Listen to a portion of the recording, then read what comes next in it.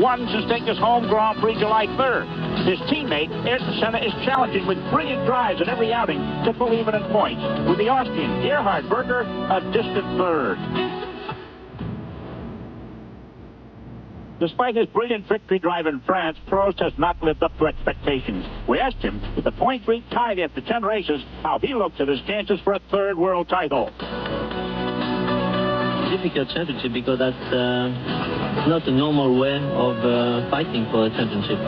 Normally you can say, okay, this track will be good for me and I'm going to push, I'm going to try like this. But now it's finished, it's over. I mean, you have to push every race, you know, because you need to win. Third place is no use for us. Prost's always fast teammate, Senna of Brazil, has sparkled in recent events, winning 5 times in his last 6 starts, including a significant victory in the German Grand Prix. We asked him if he now has the momentum to go on to his first World Driving Championship. I don't know. The team works very well. The car is very good, of course, with the Honda engine working quite well. And we are having good performance. And we're trying our best. And so the stage is set for the Fleet Marlboro McLaren teammates to fight it out for the World Driving Championship. The rivalry becomes more ferocious at each race, as evidenced by Prost's bold but unsuccessful challenge in Hungary. The question here is, which driver will prevail?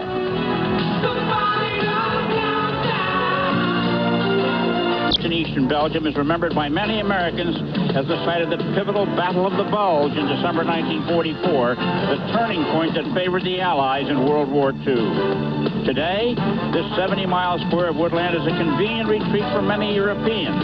Paris, Cologne, Brussels, Amsterdam, and Luxembourg, all being less than 100 miles distant. Hunting for small game and cross-country skiing are seasonal activities here, and taking the waters at Spa and gambling in its casino are year-round pleasures. But once a year, the racing fans of the world turn their attention to the Ardennes, for it is the home of the Belgian Grand Prix. Hello, everyone. I'm Chris Economaki at the beautiful Spa-Francorchamps circuit, longest of the world's Grand Prix tracks at 4.312 miles. It's a track that's loved by everyone, driver and fan alike. And today's round, 11th of 16 counting for the World Championship, could be a decisive one for Brazilian Ayrton Senna on the threshold of his first world title. One who won't be here, however, is British superstar Nigel Mansell, whose case of chickenpox just won't go away. Sitting in for him is Martin Brundle, who's been driving Jaguar sports cars this year and having a great season. We asked Martin if he'd drive anything to get back in Formula One. The temptation is there, and I've had 2 offers already this weekend to do just that, but I think I've enjoyed myself so much this year with the Jaguar team, and I've come to the conclusion you're either with a top team or you might as well stay at home and go and do something else. I think the motivation that gets us to this level in the first place won't allow us to then sit back and be an also-run. Good luck, Martin. Senna racked up his 9th pole position of the year, and the start today should be exciting because across the front row from him will be his teammate Alain Prost. Now, the standing starts in Grand Prix racing are always exciting, but here at Spa-Francorchamps, they're even more so. And for the reason why, here's my ESPN broadcast colleague, John Bizignano. Well, thank you very much, Chris. We're actually right down at the start-finish line here in Belgium. And the reason they've always had a little bit of extra excitement here in Spa-Francorchamps on the start is the fact that they've placed the grid on a hill. Now, if you can imagine, the F1 drivers have to concentrate about engaging the clutch, actually holding the brake, and keeping the revs up all at once.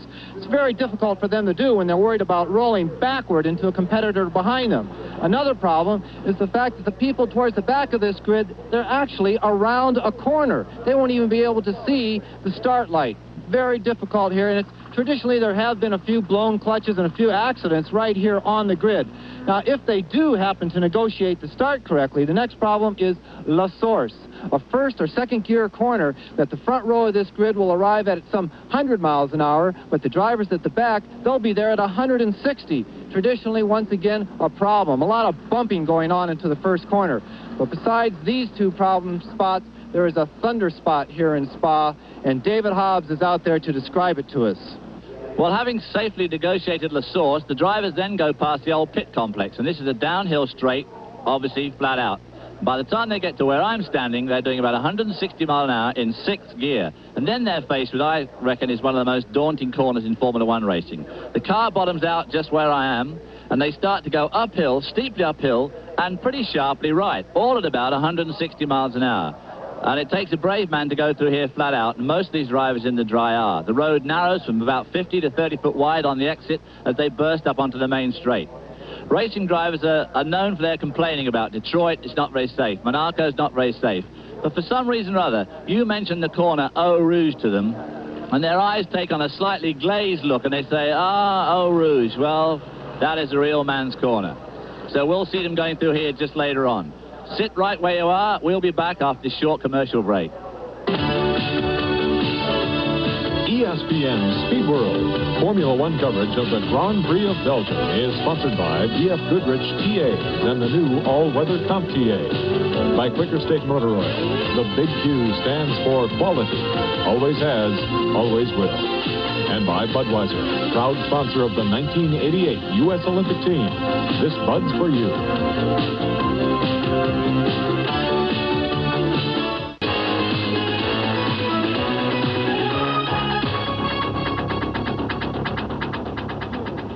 2 weeks ago today, one of the great automen of the world passed on. Enzo Ferrari of Italy, whose influence on car design, construction, and merchandising is well known, as are the impressive records set by his racing machines. But what few know is that Ferrari was a moving force behind the growth of international motorsport to its present world-class level. This auto factory in Maranello, Italy, is without a leader today. Its founder, builder, and standard bearer, Enzo Ferrari, died 2 weeks ago today at age 90. In the 1920s, Ferrari raced, later turning to race team management and then to car building.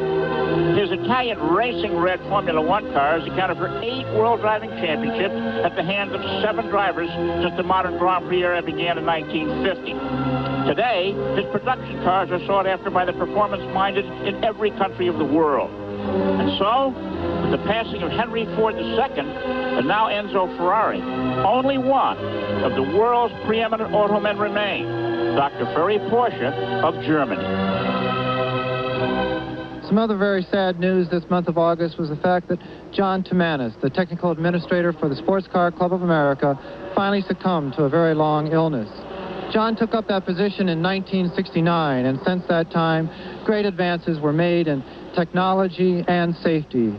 Those advances will help the sport of motor racing be more competitive and safer for generations to come. John, your presence will be very much missed in paddocks all over North America, but your memory and your contribution will live on for years. The Grand Prix of Belgium after this. Belgium. The latest news right down here on the grid just moments before the start of this race is everyone is in quite good shape. We have a little bit of problem with the local hero, Terry Boutsen. He has an electrical problem. They say they have cured it, but he only did 2 laps, and that electrical problem could reappear once the car gets a little bit warmer. Williams, perfectly okay, but they feel they're a little slow. Lotus, they are going for a second place here. They do not think they can win over the McLarens, but they think they can battle everyone else in the field. Ferrari, a little bit more confident. They're going for a win. They say that the cars never felt better than they did in these few laps of late warm-up here. Arrows, they had a little bit of throttle response trouble with Derek Warwick's car. Eddie Cheever, the only American in this Grand Prix, is A-OK. McLaren's, of course, very competitive. Prost is in the car, very confident, but a last-minute problem with Senna. They are changing the pop-off valve on that car, and they will not be able to test that pop-off valve until he starts this champion Grand Prix of Belgium. Chris, give us the entire grid.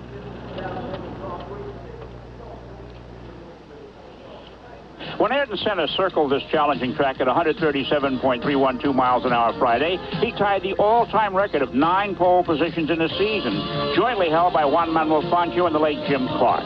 The lineup for today's race was determined Friday, as Saturday's runs were marred by rain, a frequent visitor to this course. Alain Prost, tied in the World Championship lead with his Marlboro McLaren teammate Senna, starts second and is really Senna's only challenger today. The second row is made up of 2 Ferraris, number 28 wheeled by Gerhard Berger of Austria and Michele Alboreto of Italy, soon to depart the Ferrari garage. Row 3 belongs to two non-turbo cars, Riccardo Patrese of Italy and a Williams Judd, and the darling of the fans here today, Terry Boutsen of Belgium in a Benetton Ford. Italian Alessandro Nannini, Boutsen's Benetton teammate, and Japanese pilot Satoru Nakajima in a Camel Lotus Honda occupy row 4. Nakajima's teammate, three-time world champion Nelson Piquet of Brazil, and USF&G driver Derek Warwick of Britain are our row 5 starters. American Eddie Cheever in arrows and Nigel Mansell's replacement Martin Brundle, who was fastest in the rain yesterday, hold positions 11 and 12. Grand Prix rookie Mauricio Gugelmin of Brazil and Italian Ivan Capelli and their Leighton House March Judd non-turbos make up row 7.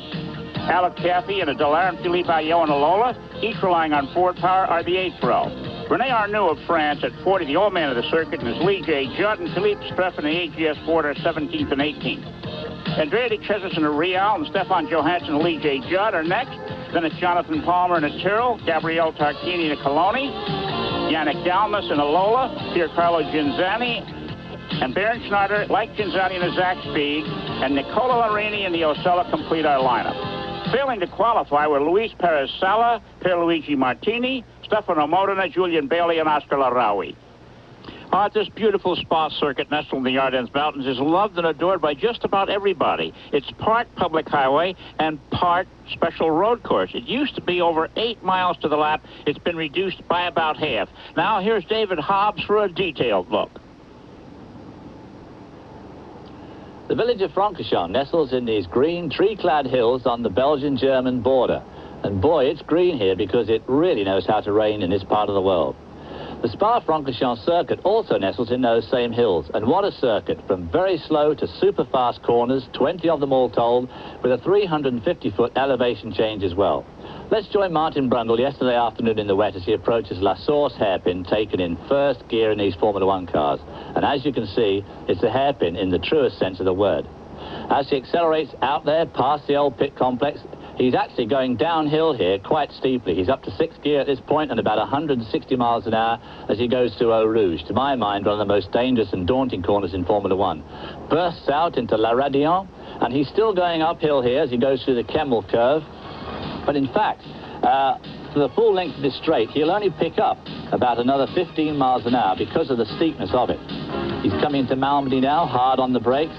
A right-left swing, probably taken in 2nd, maybe 3rd gear. There we see him exiting the left-hand part as he goes into Les Combes. And now he's starting to go downhill again, 3rd and probably up to 4th gear here. Quite quick down this little short stretch, and he brakes hard for Rivage. This is a tricky corner, downhill and long. Off camber because of the downhill slope, particularly difficult in the wet. Up to 3rd gear for this left-hand sweep. And accelerates hard out of here, still going downhill here, quite steeply, and probably up to about 150, 155 miles an hour as he comes into Toulon. Brakes, goes down to 4th, and then picks up the throttle again. This is a 2-part corner, and as he exits, he slips up into 5th gear, and is probably doing back up to about 155 miles an hour. Hard on the brakes for Leifan, down to 3rd, I would imagine, maybe 4th for some of these cars. Goes to the right-hand section there, and you can see that left front wheel only just kissing the ground. Brakes hard for Stavolo. This is a very important corner. Slow starts off here in 3rd gear, slips up into 4th to take the 2nd apex, and he's now really hard on accelerator again. As he rejoins the public highway, this is the general everyday road from Stavolo to Francorchamps. He's also approaching the fastest part of the corner, of course, even though it's composed of a double left-hand corner called Blanchiment. And as he exits this tightish left-hand part, he's doing about 195 miles an hour in the dry. Now he's hard on the brakes for La Chicane.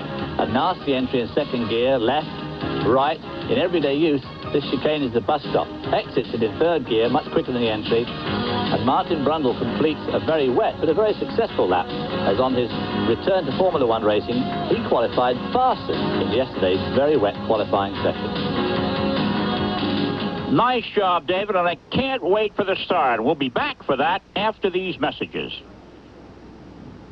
Formation lap here on what is a nice day, David, after tremendous change in the weather in the last couple of days and indications that it may change before the checkered flag waves over this Belgian Grand Prix today.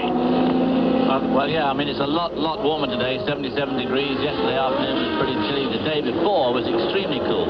Okay, Friday it was cold. Yesterday it rained. It's 77 degrees now. The humidity is 52%. The winds are out of the east at 5 miles an hour. And the airport close by says we could have intermittent showers before this race is over. Now, from the pick six standpoint, David Hobbs, how do you see the finish of this race? Well, I have to say that Senna's going to win it. Prost will no doubt come second. Berger should come third in his Ferrari. Then we're going to have Derek Warwick. I think he ran very well this morning in warm-up, followed by the local hero Thierry Boutsen and his teammate Nannini. But, of course, I don't stand by any of that. All right, now, John Bizignano down the pits. Let's have your finish, please. Thank you very much, Chris. I always hate to disagree with David. So, of course, I've picked Senna as number 1, Prost as number 2, Berger in the Ferrari as number 3, again, the local hero, Mr. Boutsen, number 4, Nannini, his teammate in that normally aspirated 4, Ford car, number 5, and Warwick, I have him down picking up the last championship point, number 6. Okay, and Chris Economaki here figures that Alain Prost back to the wall with the World Championship at stake will win today over Ayrton Senna, who will take second. Ferrari-mounted Gerhard Berger of Austria, I see third. Thierry Boutsen, the local driver, fourth, followed by Italian Kelly Alvaretto in a Ferrari, and in sixth place, Derek Warwick in the Arrows Megatron. Well, we've gone on the record there. David, I'm excited about this race. This is a beautiful circuit.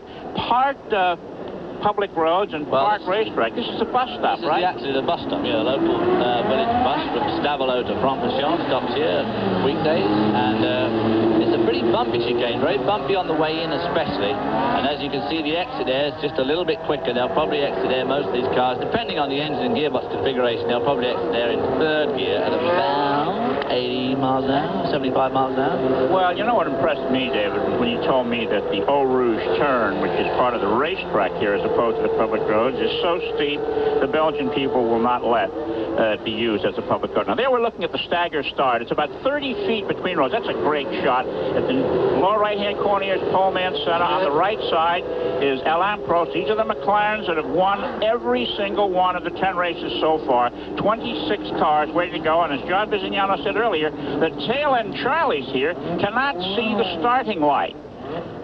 Attention Bills here. There we see Senna on the left of the picture, of course. On the right-hand side of the road, on the inside for that first very, very critical hairpin. Green flag being waved at the back there, showing the field's ready. The light's green, and let's see what kind of... Notice how Senna pulled over on Prost there. Here comes Prost. How about that from second? My man in the white helmet has moved ahead of the Brazilian. I wonder if this is team orders, David Hobbs. I don't think it's team orders. That's potential. Really? I mean, this is the worst start Senna has had all year. And Alain Prost grabs the immediate lead over Brazilian Ayrton Senna. And now we're going to see an auto race in this Formula One Grand Prix here at the Spa-Francorchamps, Belgium. Look how close Senna is. Senna's trying for the lead early. Senna pulls alongside, but you can see this long shot here as they're coming up to the highest point of the racetrack, and Senna's got him on the inside. He didn't stay in second very long. This has got to be frustrating to Alain Prost. Absolutely, after a beautiful start like that, to watch your teammate just power by with the greatest of ease. I tell you, that Senna is something else when he gets behind the wheel of a racing car, and he gets better every week. He's still relatively young and relatively inexperienced compared to Alain Prost. There's Alain Prost really turning on the power there and getting just a little bit out of shape. I don't often see that. A little wobble there. That must have given Gerhard Berger a close third and a Ferrari a little bit of a fright. Yeah, you see Berger there shifting gears. He's obviously just touching the floor full of fuel, of course. He's hanging on well to Alain Prost. He could well be a challenge for the lead in this race. Well, I don't think fuel consumption is going to be a problem for the McLarens. They say it's a possibility for the Ferraris. You can see him. Let's take another look at the start here. And here we see Alain Prost coming from about 30 feet behind Ayrton Senna, grabbing the lead going into that first corner. And incredibly clear. Oh, there's one of the, that was Patrese. He put his wheel on the curb on the inside edge as the field files through with relatively little carnage. Sometimes this corner sees some awful carnage at the beginning of these Belgian races. Well, now here we go down the straightaway, and Mr. Senna is waving goodbye at this point. Don't tell me we're going to have another one of these where Ayrton Senna is gone for the day. The Ferrari seems to be loaded to the gunnels there with something. It's bottoming, sparks flying. Here's the chicane in. It's great television here, courtesy of our Belgian camera folk. And and Mr. Berger's putting the pressure on Alain Prost for second place. And right there in fifth, not far behind Alboreto in the second Ferrari, is a local hero. Here we see him, Thierry Boutsen. And the rest of the field follows. One of the Lotus as well up there. In fact, it was Nakajima in the number 2 car. That's right. The first race since Satoru Nakajima joined the Lotus Honda team, but he's out-qualified his teammate, three-time world champion Nelson Piquet, who had a lot of trouble Friday. And then Saturday's qualifying, as I said earlier, was during the rain, so no one could improve upon their Friday time. Here comes the field. And the fans excited on the side of the road there. And here's Berger trying for second. Berger tries for second and almost makes it. Yeah, Prost gave him room there. I think it got Prost a bit surprised there. He suddenly was there alongside him. I think it gave him a bit of a start. He gave him some room, but Berger was unable to capitalize on it. But he's obviously going to give Prost a pretty good run for his money here. Well, I think that today's race is going to be a very significant race from a career standpoint for Alain Prost, because if Berger passes him, the press is really down on Alain Prost. They sanctified him after his win in France and crucified him after he dropped out of the race a week later in England. And now the accusations on the part of the French press that Alain Prost doesn't have it anymore. He's chickening out. He's lost his pride. And he looked great for a moment at the start.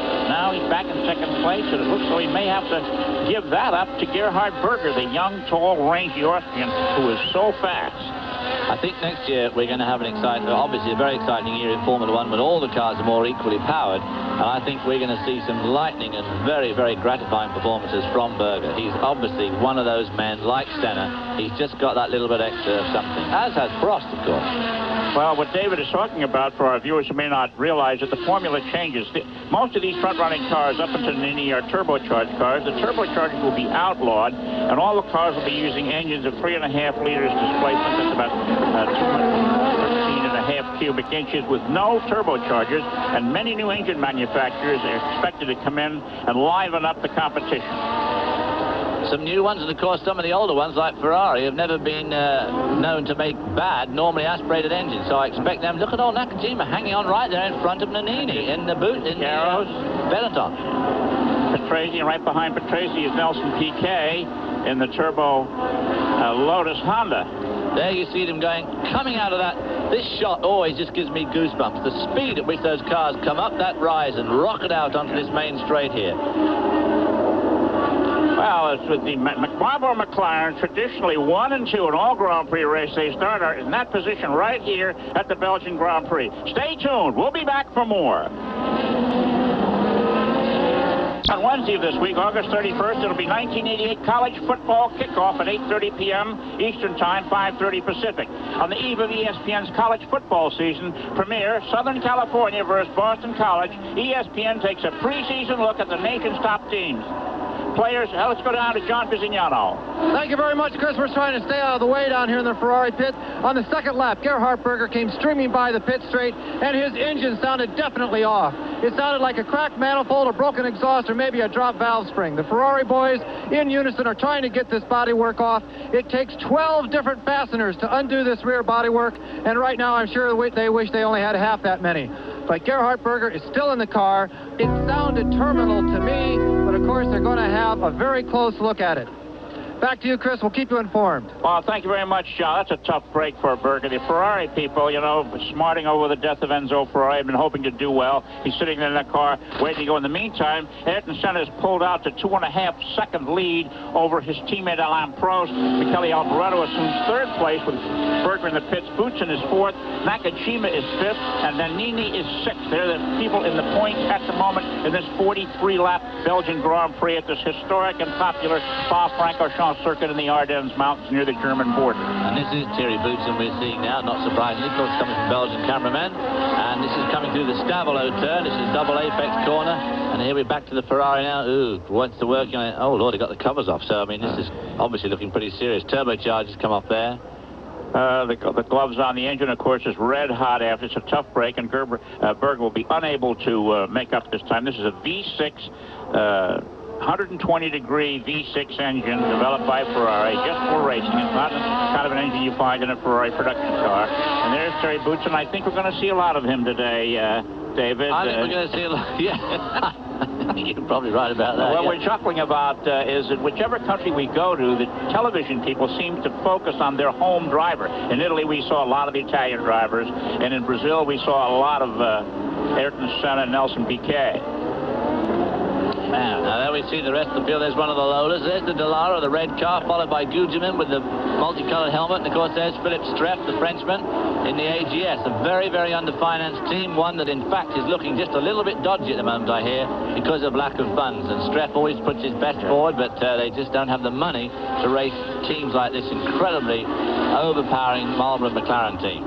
Well, Ayrton Senna set the fastest lap of the race on the second lap, and then on the fourth lap, he improved on that. He did a 2:02.575, so it's only right that the leader should be running faster. But you notice a little push there when he turned into the corner, David? Yeah, there was. I noticed yesterday in qualifying in the wet, we had some good shots of him, and the McLarens do have a little bit of push, which, of course, makes them safe and relatively easy to drive as long as you don't have too much. What we're talking about is the push, and when he turns the wheels, the car doesn't turn right away. That's in racing parlance a push. Properly described, it's understeer. Push in NASCAR, of course. Oh, backing the Ferrari into the garage. End of Gerhard Berger's day here at Spa-Francorchamps. What a shame. Shame for all of us, too, because he came third on all of our pick six. That's right. The doors go down on Gerhard Berger. That's too bad. These are the new pits at the Spa circuit. In back of the old pits that have served for so many years, for so many great Formula One races on this course. There we see Senna coming up to the bus stop chicane again. Well, now Senna has pulled out to 3.1 seconds over Prost and opening up his lead. Come on now, make me look good on my pick here, please. Okay, let's go down to the pits to John Visignano for an update on Ferrari driver Gerhard Berger's car. John? Thank you very much, Chris. Gerhard Berger is still in the car, and legally, they can bring the car out of the garage. They haven't, like, pushed it behind the wall in NASCAR, as we say in the States. They took all 6 spark plugs out of the car. They're looking at the ignition system. To me, it sounds much more serious than just spark plugs. They are going to change those, and you could see Gerhard Berger joining this pack in just a few minutes. But, of course, unlike a NASCAR or even a kart 500-mile race, these races are so short and so fast and furious that if you stop just once in the pits for just a few seconds, you basically count yourself out of the results of the race. David, this business of changing engines after the last practice session on Saturday and everything, they change them when they need to or not, and sometimes it leads to this kind of a problem, does it not? Well, this is true, actually. They always put in their newest and their best and their most rebuilt engines, and it's very often the case. I mean, it's happened to me a number of times in racing. You take out the old banger that's going very well, you put in the new hop-de-doo engine, and do about 5 laps and the thing goes away on you. So it's one of those risks they take. These engines are all run on the test bed and the dynamometer, and they're pretty much up to the mark when they put them in the car. There's a great shot from the helicopter. This corner here is called Pouhon, and it's a very fast double left-hander. They shift up just about there from 4th to 5th, and right now they're doing around 150 miles an hour as they come into the sharp right-hander. Pretty good complex. These Benetton Fords certainly are fine running automobiles, and this team has looked to be quite a challenger when the 1989 Formula One season opens up. Senna has just added to his fastest lap record. He's turned the fastest lap 3 times now. His first one was 2:02.82. His second was 2:02.57, and now he just did a 2:02.01. Now we see Nakajima in that the Camel Lotus is going through Blanchimont, these 2 extremely fast left-hand corners, being hounded by Nannini. Now, of course, Nakajima is driving the Honda engine turbocharged Lotus, and, of course, behind him, Nannini in the Benetton is non-turbocharged, and this is the best that Nakajima's looked all year. Teammate Nelson Piquet, here we can see in car number 1, the current world champion, is making ground on these 2 now. I'm sure... Okay, with Satoru Nakajima in the middle of our picture, let's go back to pit road and John Visignano. Thank you very much, Chris. Again, we've been hanging around the Ferrari pit here for about the last 5 minutes. As you can see, they have recovered the engine. It started, they were revving it. It sounded clear to me. Look, as soon as he gets about on the track, these long straightaways will prove if there is any motor problems or not. But Gerhard Berger, never say die. He is going to re-enter the Champion Spark Plug race here in Belgium. Back to you, Chris. Okay, it's a tough break for Berger, who lies 3rd in the point standings. But he must have lost, what, 4 laps? Right, about that. He could lose that third place in the point standings, I think, if things don't get better for him. And here he is back on pit road, coming out, and let's see if he can't perhaps put up the fastest lap of the race in his quest to regain lost ground. I know he'll certainly be trying hard as he pulls out of the pits there. The new pits down past the old pits and approaches this scary corner. Eau Rouge. Look at him whistling down here. The car dragging along the ground as it streaks up the hill there. That's like, I asked Eddie Cheever this morning about the most difficult portion of the course, and he said Eau Rouge without question. He reached up and he patted his heart 3 or 4 times. He said it's a real heart thumper. I guess this is one of the great turns in Grand Prix racing. Absolutely. So they're bound to modify it soon to slow it down. Officials do things like that. So it's Ayrton Senna leading Alain Prost by 4.2 seconds after 7 laps. Kelly Alvarado in a Ferrari is third. Terry Boutsen in the Benetton Ford is fourth. Japanese driver Satoru Nakajima is fifth in a Camel Lotus Honda. And Alessandro Nannini of Italy is sixth in the Benetton Ford. Nannini's car is 17.5 seconds behind Senna's. So you can see these drivers are spread out quite well. Okay, beautiful scene here in the heavily wooded Ardennes Forest. 43 laps of competition here. And we'll be back for more of the Belgian Grand Prix after these messages. ESPN's college football season premiere, the USC Trojans versus the Boston College Eagles, Thursday, September 1st at 7:30 p.m. Eastern Time, 4:30 p.m. on the Pacific Coast, live. Followed by Brigham Young Cougars versus the Wyoming Cowboys at 10:30 p.m. Eastern Time and 7:30 p.m. Pacific. Again, live. ESPN's opener features a look at one of the leading candidates for the Heisman Trophy, Southern Cal quarterback Rodney Peete. In Game 2, Wyoming won the Western Athletic Conference title last year, but will have a hard time repeating this year, and BYU is the major reason. Okay, Ayrton Senna is pulling out a bigger lead over Alain Prost. The top 6 of unchanged here in this 43-lap Belgian Grand Prix. You know, the circuit here, David, is longest at over 4 miles, and it's been cut in half in recent years, hasn't it? Absolutely. When I first raced here, at this point here where they're turning right, we went on down this road on the left here and disappeared off into the country for another 4.5 miles, making the circuit very nearly 9 miles in all. In fact, we went down to the next village, down to Stavro. What we're looking at here now is racetrack only, this right? This is racetrack only, right. This has all been rebuilt in the last 10 years, and they've done a magnificent job here. They've moved millions of cubic feet of earth to carve this wonderful circuit through the edge of this hill here. Done a great job. Well, Gerhard Berger got back on the track and is starting to pass cars left and right in his quest to catch up. I don't know how many laps he did lose. We must get a score to tell us how many laps he lost, but it must have been at least 2 or 3, which obviously means he's in with certainly no chance of winning and very, very little chance of scoring any points at all. Alain Prost is 4 seconds behind Ayrton Senna, his teammate, and that has really stayed absolutely static on 4.1 seconds for a fair time now. And if I was Prost, I don't think I'd be too worried at this stage, as long as I can see old Ayrton just a little bit in front there. Well, before the race, we had a chance to talk to Alain Prost, and we asked him what he will have to do to win the championship. First of all, I have to win the next race, which is Spa. And if I win it, I'm still very, very open, no problem, because we're going to fight in terms of number of wins. But if I lose it, and if Ayrton wins this one, it's going to be very tough. Yeah. Doesn't he have a magnificent nose, David? Very tough eyes. Alain Prost's favorite expression is no problem. But he will have a problem after today if Ayrton Senna wins it. And there's that's Martin Brundle, who's standing in for Nigel Mansell, who's got the chicken pox. And of course, right behind him are the 2 Leighton House Marchers with the Judd engines, driven by Capelli, who's leading here, and Guzman in the multicolored helmet running in second spot out of those 2 Leighton House cars. Those are 3 Judd engines, one behind the other there. And it was a Judd engine that scored its first IndyCar victory last Sunday at Pocono, Pennsylvania, beating the highly regarded Chevrolets. And John Judd, his builder, has been walking around Spa here with a wide smile. He was at Pocono last week when Bobby Rahal took the IndyCar event. And the way the Judd engines are going in Formula One bodes well for next year too, when everything's normally aspirated, and he's got some more modifications coming along, and I think they're going to be a force to be reckoned with in the 1989 season. Again, normally aspirated, for those not familiar with racing, means non-turbo, a free-breathing engine. They're really not actually normally aspirated because they have fuel injection units, and fuel is sprayed into the engines rather than breathed in as if it had carburetors. By the way, these three cars that you're watching now are lying 11th, 12th, and 13th, and they are 34.996 seconds behind the leader. And Ayrton Senna has lowered the fastest lap of the race on his 7th trip around to 201.817. He gets faster and faster, this man from Brazil. Well, of course, the line's going down. Martin Brundle there, we see him going into the La Fin, they call that.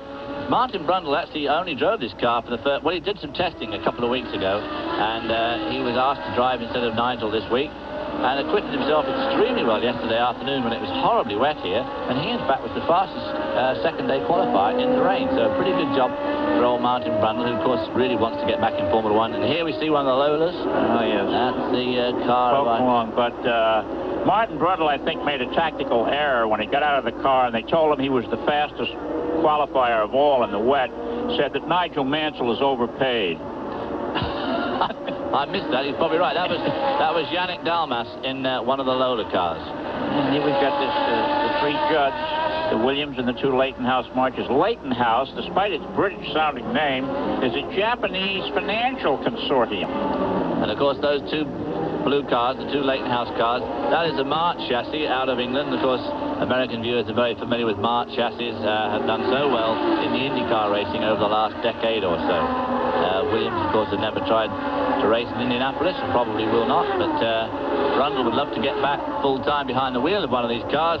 But to do that, of course, is pretty unlikely for next year, because a confirmed driver for Williams next year is going to be Thierry Boutsen, who's driving the Benetton this year. Capelli having a look around the outside of Brundle there. Brundle shutting the door on him. And these three are putting up a pretty spirited drive. And right in front of them is Brundle's teammate, Riccardo Patrese, in, of course, what would be the lead car this weekend. Well, Senna is holding Prost. Prost inched up a little bit ago, about a quarter of a second, a half a second, but now he's fallen back to 4.1 seconds behind, and well ahead, some 5 seconds ahead of third place Michele Alboreto, who will say goodbye to the Ferrari garage at the end of this season. We don't know quite where he's going yet, but he may well join Thierry Boutsen in one of these cars, the Williams cars. There we see our leader, Ayrton Senna, bouncing his way through the top chain. Well, our third place driver, Michele Alboreto, had a chance to comment about his feelings on this racetrack when we spoke to him earlier. Well, Spa is a great circuit for me. I'm very happy to drive here always. In the dry situation it's fantastic because there is a very high-speed corners, but in the wet it's not easy because it's a really up and down tracks. There is 2 or 3 difficult corners, so in the wet is not the best solution. But if we start at the front in the first 2 rows, it's much easier than who start at the back of the grid. Senna's done it again. He just cut a 2:01.694 for his 5th fastest lap of the race, and that was only on the 12th lap of the competition. Yep, and now we see the 2 Camel Honda Lotuses there.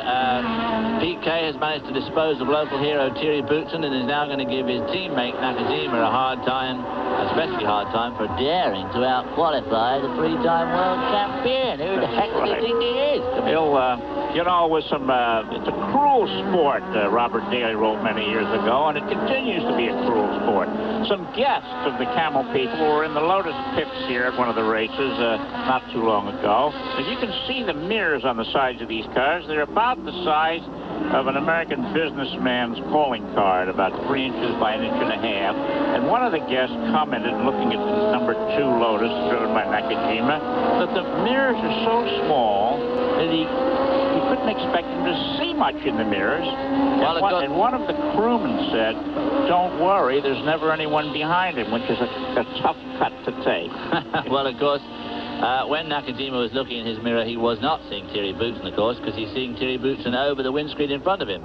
I made a slight error there. It was, of course, Nannini that he disposed of, that Piquet disposed of, in pursuit of Nakajima.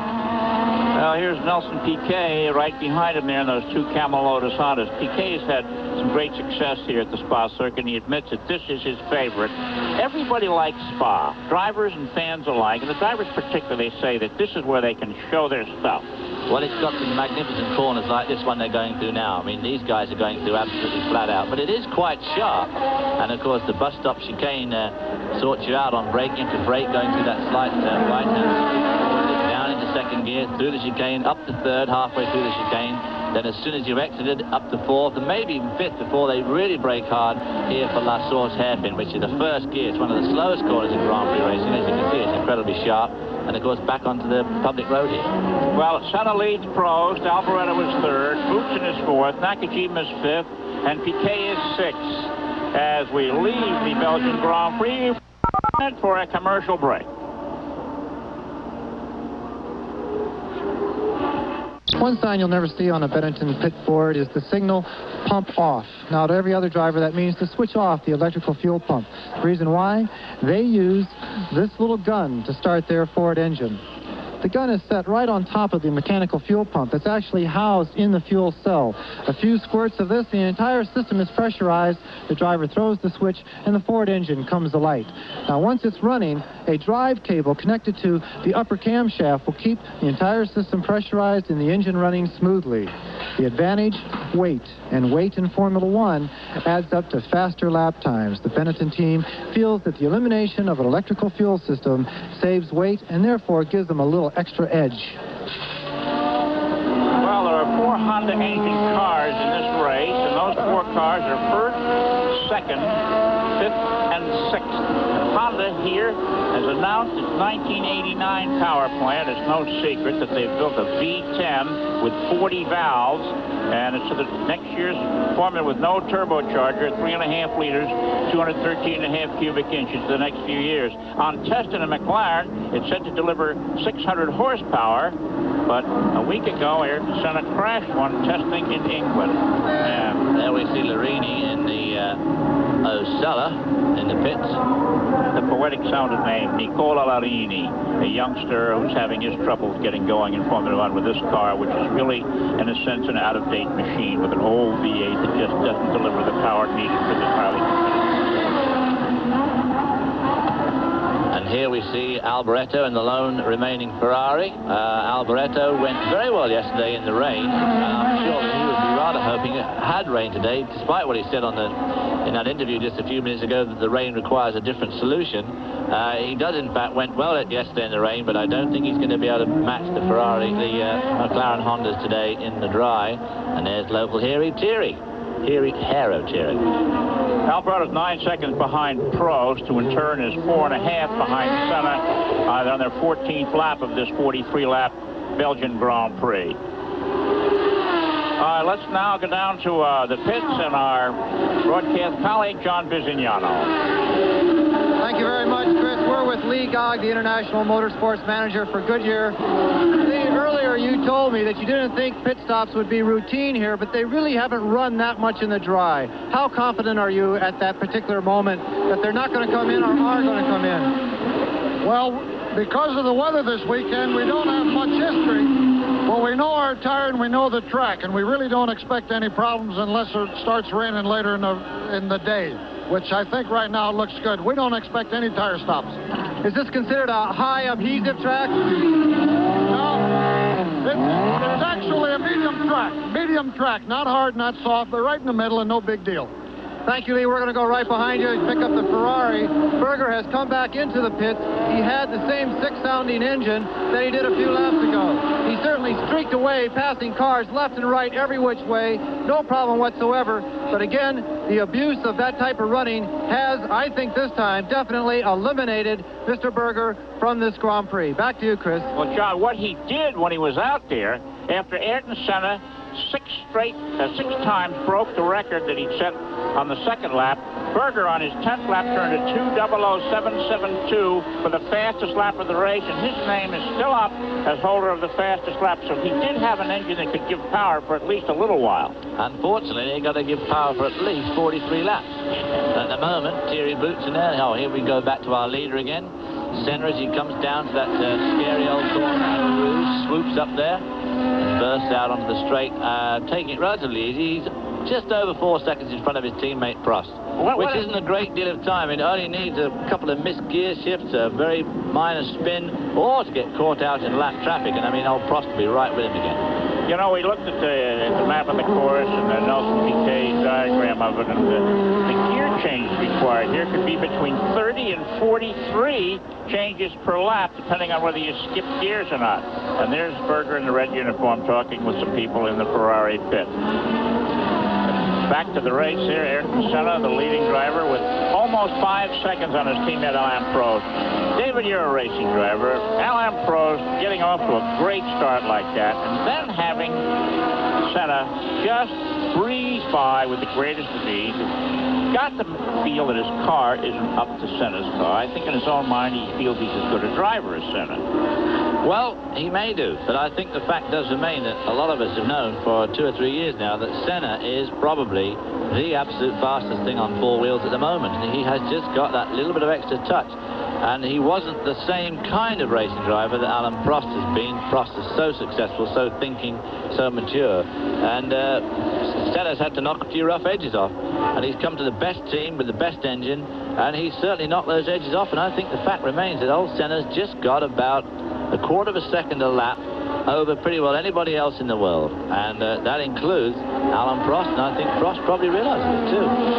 You know, having been in the racing business for a long time in the United States and abroad, for years racing drivers were a fun-loving group and enjoyed their off-track time and their time in the cars. And now, as the sport gets so professional, you seem to think that they're not having much fun. But Mr. Senna impresses me as a guy who never has any fun. He is definitely not your actual fun lover, that's for sure. Gerhard Berger has a very mischievous-looking smile to me. I imagine old Gerhard in his off moments could be pretty good fun to be out and around with. And there he is, right there. Not looking too much fun just at the moment, but who would? I mean, it's very disappointing for any driver, especially as he's in 3rd position in the championship and will undoubtedly lose that 3rd position today by not finishing. Prost just 5 seconds behind. Senna has now finally pulled out within 5 seconds over Alain Prost. Alboreto, Boots, and Nakajima and Piquet still make up the top 6. Stay tuned. We'll be back.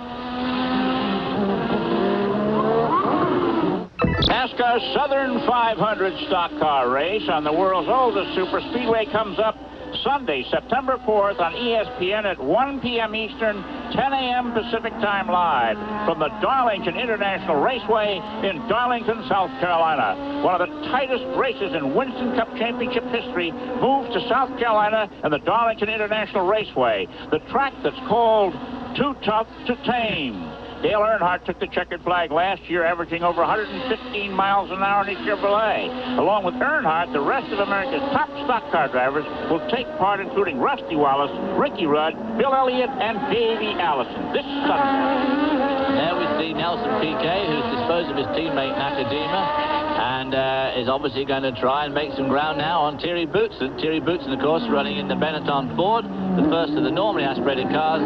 Nelson Piquet having, obviously, the most powerful engine out here on this racetrack, the turbocharged Honda, and he should be able to wind in Thierry Boutsen, even though, of course, Thierry today will have a bit of local juice flowing through him as the crowd wave him on. There we see oh, Nakajima ran very wide. You can see that coming. Crikey, he disappeared off the picture. I thought he was in that rail. Yeah. Went wide there. But as you can see, it's not very far from that curb to the rail. And I mean, they're going extremely fast at that point. So it's a very hairy piece of racetrack. Right at the back of the picture then, we saw a white car, and that was Eddie Cheever, who must be making ground in that case on Nannini in the second Benetton.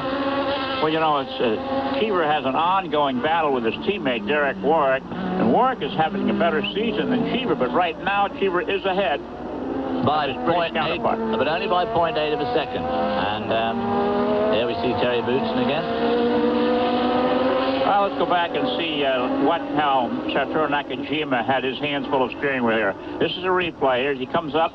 That's Piquet, and here's Nakajima in the second car going Well, we're seeing We know he's there somewhere. He's got half the car off the course, but he held it quite nicely and brought it back. He did indeed. It's obviously a good job he did, because he's doing about 160 miles an hour there. And slightly built Japanese driver, 35 years old, pretty old to be starting in Formula One racing. This is his first year in the Formula One cars. While we're watching Thierry Boutsen go around in fairly lonely spot at the moment, I'll just give you a quick rundown of the positions. We've got Senna, Prost, Alboreto, Boutsen, Piquet, Nakajima, Nannini, Shiba, Warwick, Petresi, Gugelmin and Capelli, who've both overtaken Martin Brundle, who's 13th, Alex Caffey, Alio, Streff, Johansson, Palmer, Schneider, and Ginzani. Schneider and Ginzani are in the Zaxby cars, and they're about 1 minute and 47 seconds behind the leader, which means they're going to be lapped in about 4 or 5 more laps. Well, Thierry Boutsen is, of course, the most popular driver in the race right now. We're in his home country, Belgium. And, David, I'm sure when you race at Silverstone, your home track, you know what it means. Well, of course, the last time I raced here was with Thierry. Really? Yeah, he and I drove a Porsche together. Is it all right? Okay to ask who were faster? We were actually on the pole. Oh. We were on the pole. I won't say who was driving. Oh, that's good. We asked Thierry Boutsen earlier if there's any added pressure racing at Spa because it's your home track. A lot of work, but no pressure, no, really. I do this race like any other race, like when we used to do 1,000 kilometers together. It's exactly the same. You know how I felt then. It's exactly the same race as any other race for me here, except that I have a lot more work with the press, with the people here, with the VIPs that I have to invite and all that. But it's quite a heavy weekend. Okay, Thierry Boutsen is really an engaging young man. He seems to have time for everyone. He's very popular, and everyone wishes him well in the sport. We made a mistake on Nakajima saying this was his first year in Formula One. It's his second year on the Formula One circuit. Interesting to see the interval here. On lap 8, Senna was 4.1 seconds ahead of Prost. And lap 16, he was 5.7 seconds ahead. It took him 8 laps to build up a little over a second more lead. Which is, what I say, I would say that Ayrton Senna is just about between 1/10 and 2/10 of a lap quicker than pretty well anybody else in the world at the moment. And, to be 2/10 of a second slower than Senna for Alain Prost, I don't think he feels that's any gut-wrenching problem, because I think everybody realizes. No, but is that Ayrton Senna or is that the car? Well, no, I don't think it's the car. Obviously these cars are what you make of them to a certain extent. They've both got exactly the same cars. And obviously when you're comparing this car here, Thierry's car, for instance, with the 2 McLaren Hondas, it is the car, largely the car. But between the 2 Hondas themselves, the McLaren Hondas, that's very much up to the driver's individual preference and how he sets it up. And if Senna can set his up just that bit better, that's all part of the equation. There's the 2. Right. Cheever and Warwick right together, and there we see Brundle's back in front of the 2. No, that's Petresi. The two Leighton House marches have now caught up with Petresi. We've got 5 cars there within, get them all in the same shot, and that's great for Formula One. Here they come. And the Arrows drivers are having their own private battle again. And of course, Gugelmin has got round Capelli. Last time we saw this trio, Capelli was leading Gugelmin. There are 3 jet engine cars right there. Most of the normally aspirated runners use the Cosworth Ford engine, and an improved version of that is called the DFR, which is in the Benetton cars of Boutsen and Nannini. Has a great aerial shot. So we're having, in fact, an incredibly tight race here for what would be 8th spot. These guys are running from 8 to 13. I didn't have a chance, David, to get around the racetrack here, even though it is an open road. Are there any flat spots on it, or is it all up and downhill? It's pretty well all up and down. They're going downhill now. This is a great area. They're going downhill now. This is one of the faster corners in Grand Prix racing they're about to go through. They actually shift up just about here. They all shift up a gear, and as they exit, they're doing about 150. And in fact, last time I drove here was with Jonathan Palmer, and the poor Jonathan broke his legs at that very point. A tyre came off the rim and he disappeared into that guardrail at unabated speed in a Porsche 962. In fact, it was the time before last that Thierry and I drove together, and Thierry put the car on pole with a blistering lap, beating both the factory Porsches out, which was great for the John Fitzpatrick team. And there you see that real close run here for 8th spot. Are these 3 going to make ground on the 2 Arrows, the 2 US F&G Arrows? If they do, we could have a heck of a scrap for 8, which of course, unfortunately, is just outside the points. Whoop. Oh, it's cement dust or something there. We have a British driver, Warwick. behind the American Eddie Cuban. Look at this, side-by-side action. Gugelmin made a bit of a boo-boo going into the chicane, and then promptly blocked his teammate, but who in fact got round. And there's Capelli has now retaken that spot from Gugelmin. Breathe easier there as they head downhill past the grandstands, which are called tribunes at the European racetrack. So the American fans come over here to Europe. You see a sign that says to the tribunes. They mean to the grandstands. Not the newspaper. Okay, here's cutting into the chicane, a slow motion replay. And what happened there? Ooh, God, I mean, that didn't do the underneath of Gugelmin's car any good. That's right. He outbraked himself going in and got too far in and still tried to make the chicane, turned in too late and ran over the edge of the curb horribly there, which probably didn't do the underside of his car any good at all, which of course aerodynamically on this fast circuit could be a great detriment to Gugelmin for the rest of the race. Great for the cars in front of them because it gave him a chance to pull away just a little bit. Ayrton Senna leading Alain Prost, Michele Alboreto, Terry Boots, Nelson Piquet, and Satoru Nakajima. We'll be back for more of the Belgian Grand Prix after these messages. Motor Week Illustrated airs Thursday at 12:30 a.m. That's just after midnight Wednesday Eastern Time. Wednesdays at 9:30 p.m. Pacific Time. Motor Week Illustrated keeps track of auto racing from around the world. And don't forget its weekend edition, Sundays at 9 a.m. Eastern Time. There's Ron Dennis in the middle whispering into Gordon Murray, one of his designers. They're the men behind the magnificent Marlboro McLaren team that has so dominated Formula One racing this year. Their computer equipment that they're looking at there, their computer equipment probably costs more than some of these teams' budgets, especially people like the Bernardis and the Otella team. There we see, that's Nakajima, the yellow car. There's Nannini, who I think has just overtaken Nakajima. Hard to tell. There's Senna going through the bus stop chicane, just coming up to complete lap 22, probably. He got some rhythm. Perfect. All right, Ayrton Senna turns around in front of the people there. Let's go down now for an update to our pit-side reporter, John Bisignano. Thank you very much, Chris. I went to the management of the Leighton House March team and asked if there were any team orders relative to their two drivers banging wheels and knocking each other off the track. They said, yes, of course, there are team orders, John, but no one's paying attention to them at the moment. Team management is a little aggravated at Gugelmin from Brazil and Capelli from Italy. They're both hot-blooded competitors, and within a team, the competition is the most fierce anywhere. Right now, the management feels that they're actually slowing each other down, and they are putting the easy sign out to both of them. Back to you, Chris. Okay, well, my estimate of lapping time was just a bit off. It was only actually 3 laps since I said there'd be about 4 laps before they call it the back markers, and here we see Alain Prost running in second spot, putting away one of the laps. Right, Bernd Schneider, the young German driver. Oops, a little wobble there. He gets the power down. Well, of course, they've still got turbocharged engines. They're 4-cylinder turbocharged Zack-Speed engines, and the cars really have shown very, very spotty form. They either qualify right at the back or don't qualify at all. Okay, and here we have Nakajima in the pits with his Camel Lotus Honda. It's the second of the turbocharged front-running cars to have trouble. Gerhard Berger being the first, and they're removing the bodywork. Oh, they're having trouble getting it off. Well, you know, a driver works so hard to pick up a quarter of a second or half a second. Now, let's see what happened to Satoru Nakajima a little bit earlier on the racetrack. Here he is. David, spell it out for us. They're coming out of La Source hairpin onto the old main straight in front of the pits, and Nannini goes by. It looks like he either lost power or made a poor gear shift coming out there. It's hard to tell. We don't know how fast he went after. Obviously, it was a problem with the engine. You see how lightweight the body is? It's just a couple of people holding the body up there on that car. And look at the number of people. It's interesting because in American racing, the number of people allowed to work on a car during the course of it are very limited. Let's go down now to John Bisignano.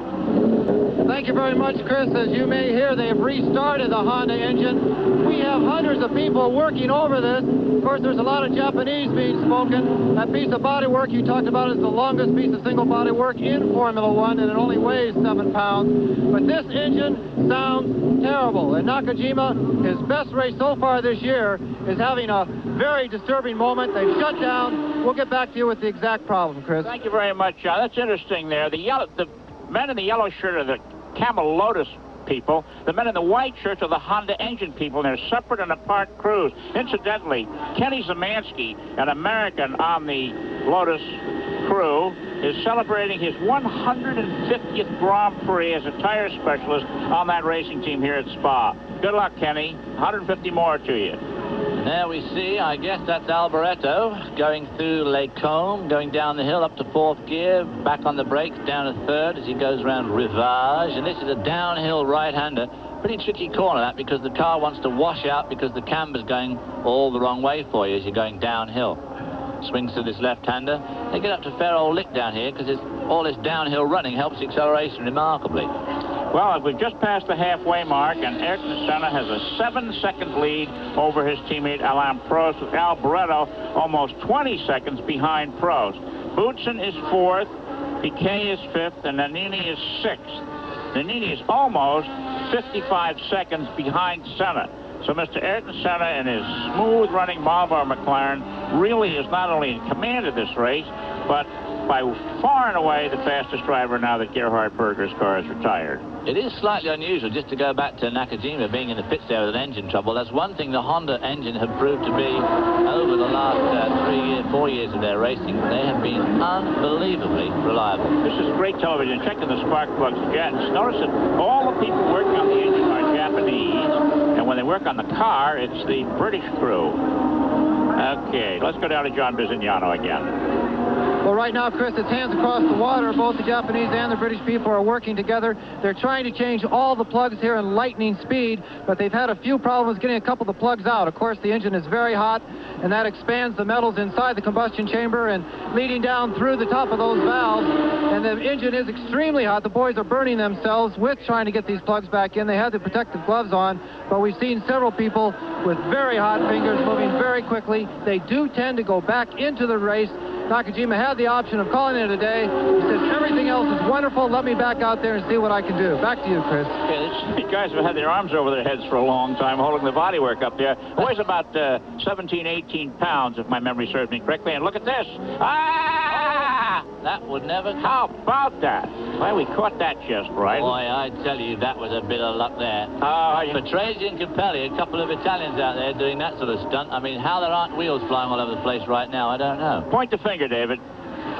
Well, really, I guess the fact does remain that Patrese in the Williams car, the yellow car, really, it's still his Here corner. it is again. He is obviously in front, but only just. And he does well to go around the corner and still give Capelli room to get around the corner without either hitting him or the guardrail. Well, a good bit of driving there, but they both, of course, made up tremendous ground on Derek Warwick, which is that white car just in front. Oh, yeah. Okay, back down to John Bizignano. Thank you very much, Chris. We just want to say that Nakajima is out of the car now, and they have retired it. They changed the plug, started back up. The same misfire was there, and Mr. Nakajima, his best race so far of the year, has ended here in Belgium. Back to you. It's another top runner gone out. To start to say, the very first page of the SCCA driver's manual says that the responsibility for executing a clean pass lies with the overtaking driver. That's quite correct. But there we see Patrese. That's Eddie Cheever. Derek Warwick must have got around Eddie Cheever. We didn't see that happen. He's obviously got around him, and Eddie Cheever's fallen back into the clutches now of Ricardo Patrese in the Williams, Judd, and Ivan Capelli in the Leighton House March, Judd. We seem to have lost Capelli's teammate Guzman. Oh, there he is, just not too far behind after he made that bit of a boo-boo at the chicane. Persistent rumors about Derek Warwick possibly signing with Lotus for next year. Peter Warr, the Lotus chief, says there's nothing to it, but Warwick's not commenting. There we see Capelli having another go at the inside on the approach to the chicane. I think he wasted time on himself there. He should have taken his time going into the chicane to make sure he came out of the chicane quick so that he could get in here. Yeah, he actually lost more acceleration. He lost time there by trying to outbrake him into the chicane, which never was on. Meanwhile, Guzman's catching them both up again. We've got a potential for problem here with these four cars so close and in successive positions. Of course, the thing is, when you're racing closely like this, obviously Patrese has got to keep his eye on his mirror to try and see what Capelli is doing. And it's slightly easier for Capelli being the following driver, because he can watch both Eddie Cheever and his intended victim, Ricardo Patrese. Patrese, meanwhile, of course, is trying to make ground on Eddie Cheever, and he's keeping Capelli at bay. The American Cheever is 8th, Patrese is 9th, Capelli is 10th, and Gugelman is 11th. Brundle out of the picture is the next car in line. There they are, from above, the shadow of the helicopter crossing this beautiful racetrack here. So far, no rain. The weather forecast said that it could and probably would come prior to the checkered flag waving after 43 laps. The leaders are working on their 26th lap of this event. And again, it's Ayrton Senna with 7.5 seconds in hand over Alain Prost. Oh, Capelli going for the outside pass. Hey, how about that? And he made it good. Gee, now that was swiftly. I tell you something. Here's a guy with schmaltz. So the outside pass is one of the really tough maneuvers in any form of auto racing. The late Mark Donahue told me when he went to IndyCar racing, he used to shake his head and say how they do the outside pass. We're going to have another look at this really remarkable pass. This is one they'll be talking about in racing for a long time to come. Here it is.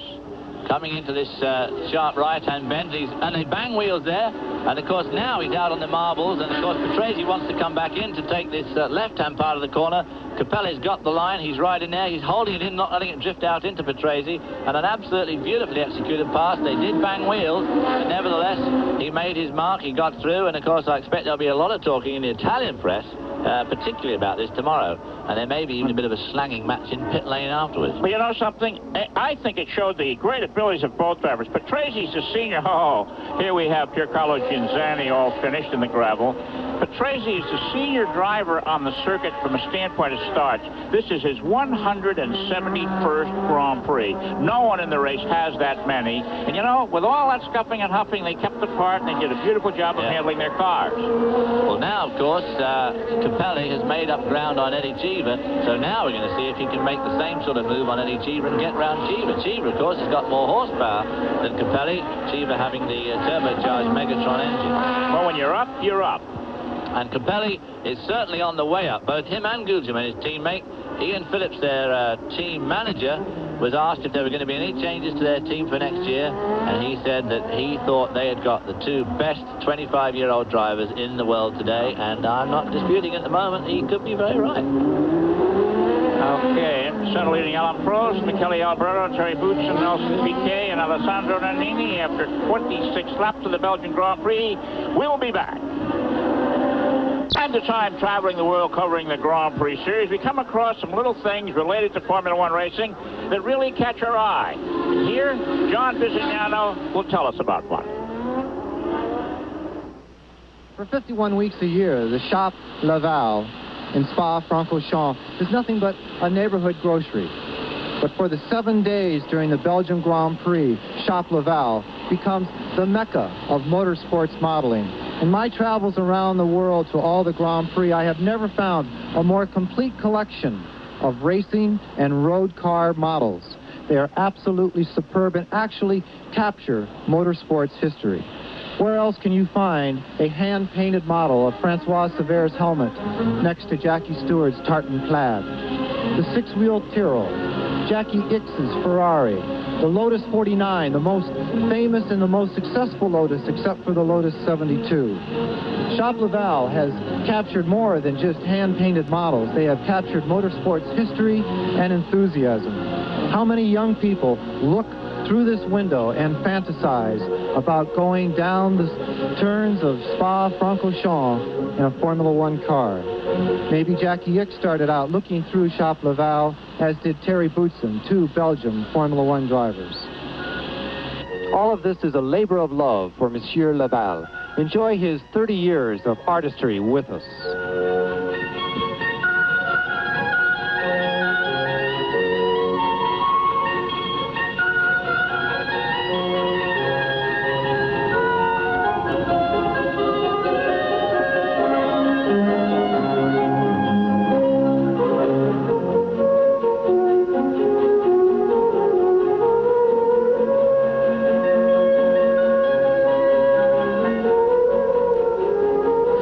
Unique Shop Laval, where you can pick up some Uncle Ben's long grain USA rice, or possibly a David Halb's GTP, IMSA, BMW. Shop Laval, it brings out the man in every boy and the boy in every man. Back to you, David. And that man Laval has obviously got incredibly impeccable taste. I have purchased models in that shop my very self. It's a fantastic emporium, and as he says, it sells everything from long race ride to models, and he does have some wonderful, wonderful models in there. Well, that's interesting. There we see Eddie Cheever rushing down the track with Ricardo Patrese in hot pursuit.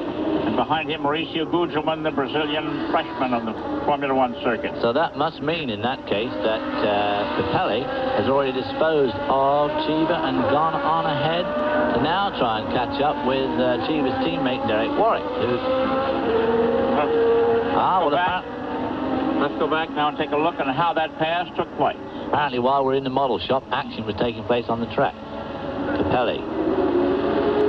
Oh, he's a brave boy. I mean, he got round the inside of him going into Stavolo there. He doesn't mess about, does he? Mr. Capelli has got lots of nerve. A lot of brake locking up going on there, and Gugelmin again out-brakes and out-fumbles himself going to the chicane, and all that ground he's just struggled for 4 or 5 laps to make up on this duo. He's now gone and lost.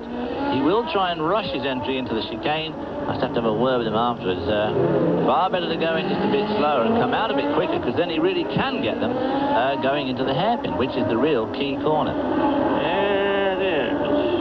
Patrese blocking Cheever out, and Gugelmin blocking himself out. So you're saying, David, that if you want to rush in a racing car, do it after the turn, not going into it? Well, you've got to make hay slowly. The thing is, the entry to the chicane is extremely sharp, and the chances of getting past someone going in are slim. But as you accelerate out, the turn lessens away, and of course it's very important to make a good run up to the hairpin there, past the start-finish line, because that's where you really can pass people on the brake. Well, while we're in the model shop, Ayrton Senna has built his lead over his teammate Alain Prost to 12.5 seconds as we come up on almost 1 hour of actual competition here. Alboreto is still third. Terry Boutsen is in 4th place in the Benetton Ford number 20. Piquet is 5th, and Annini is 6th. Derek Warwick is 7th, trying to get into the points. Well, in Grand Prix racing, only the top 6 finishers earn championship points. 9, 6, 4, 3, 2, and 1. If they finish this way, Ayrton Senna will be leading for the World Driving Championship with 75 points. Prost will be 2nd with 72, and Berger a distant 3rd with 28. But there's more to it than meets the eye, because only the best 11 placings count. Number 11. And of course they have to start discarding points, rather like you discard points. Cards. And cards, exactly. And of course Ayrton Senna has got 2 real shots in his locker, in as much as he has already failed to finish 2 races, so he can give away 2 races with no points, whereas Prost has either won or come 2nd in every race except 1. Right. So when he starts giving away points, he's going to have to give away a lot. There's Gugelmin off at Stavolo, and we don't know how he got there, but I'm sure that the Belgian television service has probably got it somewhere on tape, and I've no doubt we'll have a look at that in a minute. That's a shame, because he was going extremely well, trying a bit too hard perhaps, but still going well. Nannini there, and not so far behind Nannini. We then saw Derek Warwick. In fact, he's only 3 seconds behind Nannini, the man we're seeing now in the Benetton, who is also making ground on Nelson Piquet in the turbocharged Lotus. These DFR Ford engine cars without the turbo are really doing very well here, and I think that when next year's series opens up, these cars could be a winner early in the year. All right, Ayrton Senna now with a 13.5-second lead over Alain Prost. Berger holds the fastest lap record. We'll be back for more after these messages.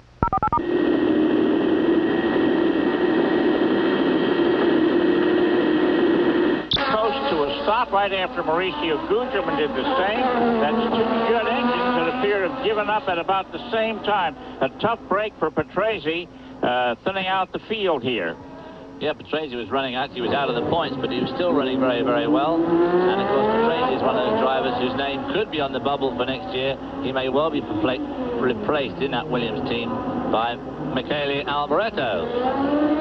Okay, there's the Brazilian flag up for the leader, Ayrton Senna in car number 12. Beautiful shot here of the Ardennes Mountains looking down at the racetrack, which winds its way through this heavily wooded area.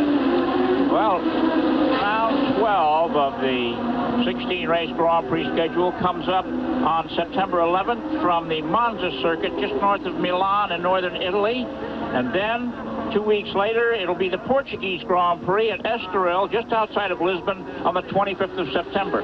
1 week later, the Spanish round at a new circuit in Jerez in southern Spain, the wine country, on October 2nd. Then it's across the water to Asia, the Japanese Grand Prix at the beautiful Suzuka circuit on October the 30th, and the season closes out on the 13th of November at Australia at Adelaide.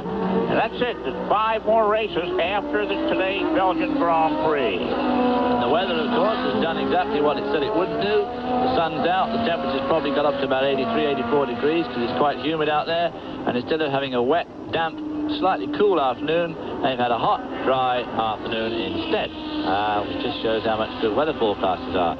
Ayrton Senna about to put a lap on somebody. Oh, it's like Philip Streff. Yeah, Philip Streff in the AGS, like I said earlier, under finance team. Philip Streff, the guy I've driven with a couple of times in endurance. Oh, that's Alan Prost. That's Alan Prost. So he must have already to identify Formula One cars. The small numbers and the identical paint jobs of team cars, one has to go by the color of the driver's helmets in making his identification. And Streff is looking in his mirrors. Here we have 3-time world champion Nelson Piquet. He's never won here at Spa. Has had a tough time. The only drivers in today's race who have won here, Alain Prost, who's got 2 wins, and Ayrton Senna, Kelly Alvaretto. All the others have never tasted victory on this difficult circuit. Well, either Piquet is in a problem because Nannini has really wound him in from quite a few seconds back and is now only just, obviously, 10ths of a second behind Nelson Piquet. And there we see Tarquini. Gabriel Tarquini. That Poloni car, the color of that is prescribed by European writers as seasick yellow. How very charming on Sunday afternoon. And he's getting jacked up in the pit. This car has been a grave disappointment this year. It's done poorly, and they've just announced that it will be a 2-car team next year, and we wonder why. It can do twice as poorly, of course.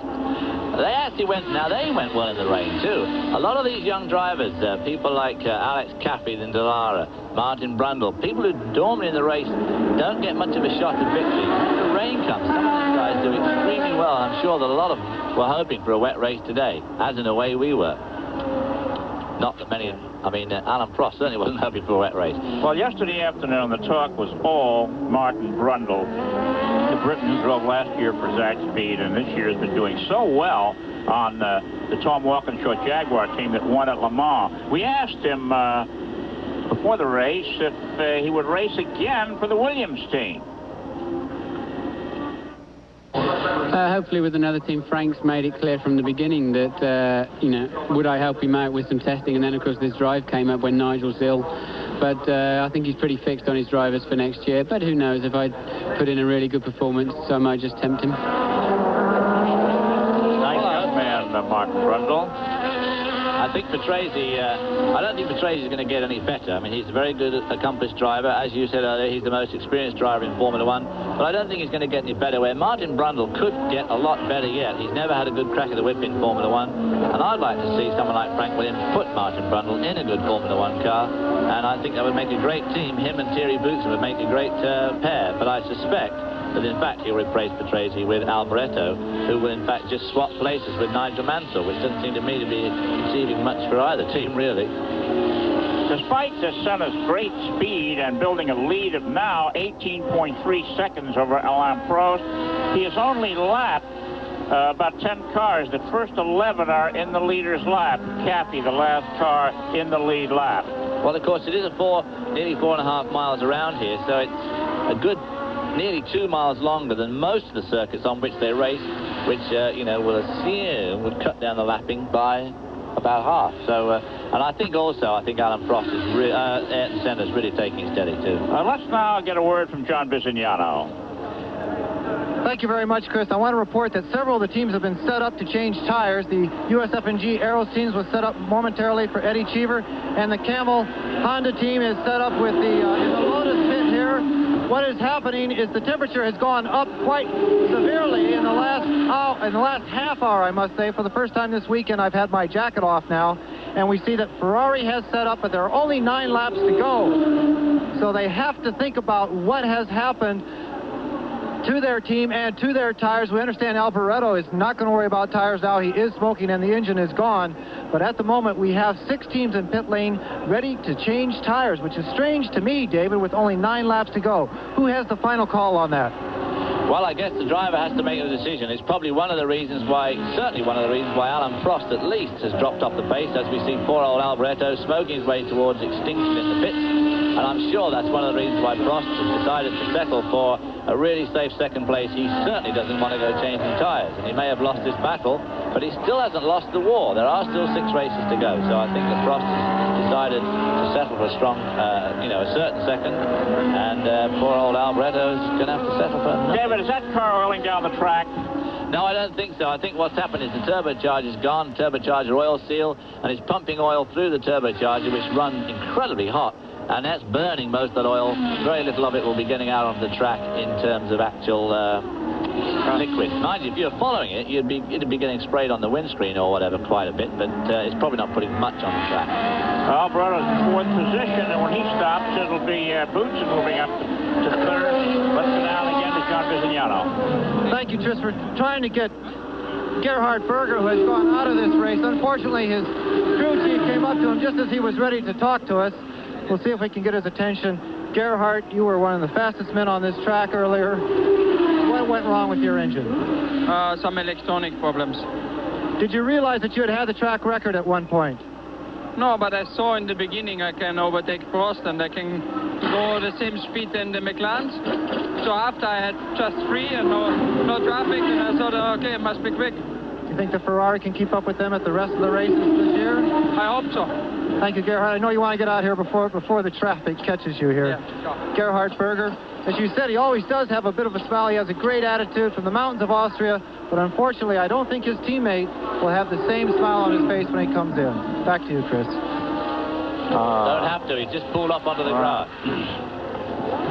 There he is, Michele Alboreto. It's a disappointing ride for him. He is not being renewed at Ferrari, and that's one way of saying he's been fired by the team for next year. He's supposed to sign with another team shortly. Rumors as to where he's going run back and forth through the press room, but this is a tough day for Michele Alboreto. He's in 3rd place, or was until a moment ago. It was great for the hometown hero, Thierry, who's now gone up, of course, into 3rd spot as the Belgian cameramen hone in from their new 3rd place car. I wonder why that is. A little bit of smoke on the right side of the car there as he exited that left-hand turn. We hope it's no problem for Mr. Boutsen, whose wife, I might add, did a very good job in the celebrity race, one of the preliminary events. Yes, she drove very well. Here we see Alboreto. I can't understand for the life of me. Yes, he's very cross with himself and everybody else now. And I can't understand for the life of me why he's given himself this damn great walk back to the pits when he could have stopped last time through. I mean, it's obviously the car was finished, and I can't imagine what made him keep going. There again, I'm sure it was, like I said, I'm sure it was a turbo problem, not so much an engine problem. So he probably thought, well, I'll just finish the race out with not much power, but obviously he's younger than you are, Dave, and he doesn't mind walking a little bit. Oh, is that it? There we see Boutsen swinging through the L chicane across the start-finish line. Prost now obviously backing off to save his tires. He has fallen 19 seconds behind Senna. I wonder if he feels that Senna may be overextending his tires. Well, I expect he's hoping he is. He's still in turn 26 seconds in front of Thierry Boutsen, so it's not exactly a problem for him. He's not exactly being pressed. There you see a great shot of this circus that goes up to the trees. Yeah, look at him. The old home crowd cheering Thierry on there. Come on, my son. He's become quite a celebrity here in Belgium. Big billboards with his photograph showing him holding a pack of Camel cigarettes greet you on the motorways coming into the track. All right, there it is, with Thierry Boutsen monopolizing our screen at the Belgian Grand Prix. We'll be back for more of this race after these messages. Working on lap 37 of 43. Ayrton Senna now 21 seconds ahead of Alain Prost, and here's a close one. Oh. Can't get much closer than that. Mr. Boutsen feeling his oats, he's going to get it. Oh, that's Nannini. Nannini getting round Nelson Piquet. And Capelli is right behind them. Capelli has wound both those cars in, and now he's about to try and dispose of Nelson Piquet in the Camel Lotus Honda.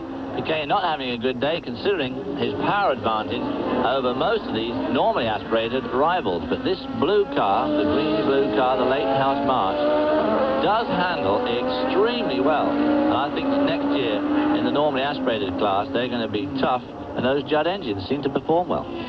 Well, Capelli watched Nannini polish him up. I guess he figures if he can do it, I can do it. And we've seen him do it twice to other people in the most outlandish places. So I don't suppose he's too fussed about where he picks his point. About now will do it. Yeah. He's certainly not short of the required brave pills. No, that's right. I want to find out, David, what he had for breakfast. Probably a packet of brave pills. He's right behind it now. Now, this is where the Honda should extend the lead up here, because this is an uphill straight. They get up to about 190 miles an hour as they go around these two sweeping left-handers, and of course, in fact, the Honda engine has pulled out of it, put a bit of daylight. What about drafting here?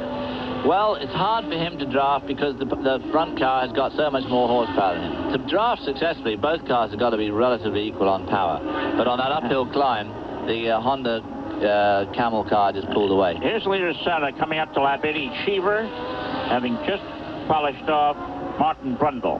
Yeah, so Senna, in fact, is going to get involved very shortly in that dice that we've just seen taking place. Now, last time around, Senna was 23 seconds ahead of Prost. He's being held up here a little bit. We'll look at our Olivetti sheet here that gives us the time intervals next time and see what this little traffic is costing him on the clock.